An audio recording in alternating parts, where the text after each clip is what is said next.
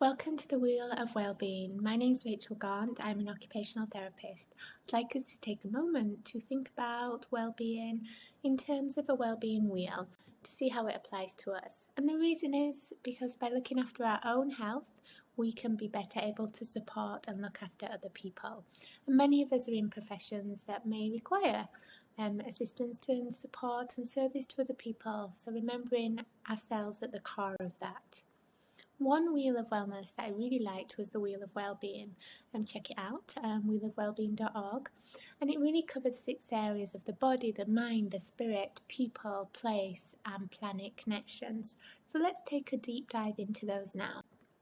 The body talks about being active and your body being the engine that powers your well-being. Certainly from a physical sensory point of view, we think of our vestibular and proprioceptive senses really working in conjunction when we are doing things like moving, physical activities, whether it's walking, waltzing, weeing.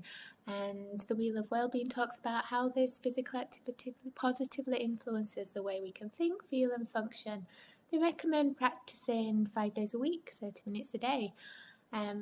If you can do that, that's wonderful and great. If you can't, what can you do? How much physical activity is doable for you in your day, in your week, in terms of getting that well-being sense in there? Do what's doable, not to beat yourself up at the bush about it, but plan and make sure you can achieve some physical activity for your well-being.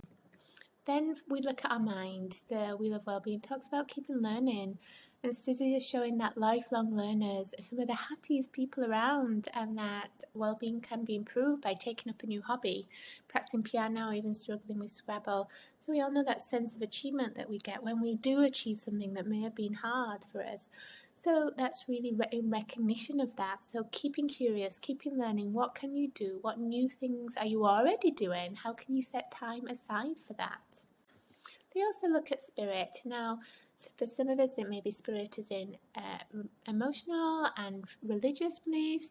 So you can also think of spirit in terms of Wheel of Wellbeing and giving back. And did you know that giving back can reduce your blood pressure and improve your sleep? So things like random acts of kindness and volunteering, saying thank you are all helping your well-being, which is wonderful to know that how we can view the world and how we can give gratitude that can all assist our sense of well-being overall. And then there's the people, thinking how close connections and family and friends can add up to 7 years of our lives according to the Wheel of Wellbeing, and that's the same benefit as giving up smoking. So what can we do to help feel supported from those people around us? And we know how good it feels when we are supported by people around us and those close relationships, we're able to have those catch-ups.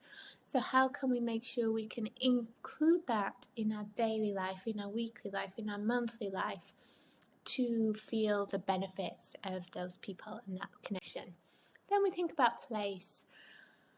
And this really is this sense of where we can take in the senses. So what in our environment can we notice through our senses? What can we see? What can we hear? What can we touch?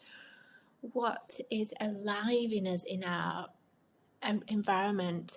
So it can be really busy in our 21st century lives, of hurry worry lives. So it's really about taking a moment to surround ourselves, savor what's around us, quite literally give us more breathing space, whether that's a busy environment or whether that's a quiet environment. Think about the place and be mindful of accessing places that enhance your well-being. And then we think about planet. What I love about the Wheel of Wellbeing, it goes from this big space of planet, but it really comes back to us. So it starts with our body, then it goes to our mind and our spirit and our connections with people and that tactile touch if we're thinking from a sensory perspective, then our place and that sensory input, and then to our planet and how we can look after the well-being of our planet. What I like in the Wheel of Wellbeing is it talks about sometimes it's small things that work. So it can feel like a hopeless task, but small positive changes, maybe getting off your bike, getting on your bike even, switching off your charger can make a big difference. So I hope this has given you food for thought. My challenge is to you all is to think about your wellness and your Wheel of Wellbeing and what you can do to make a change.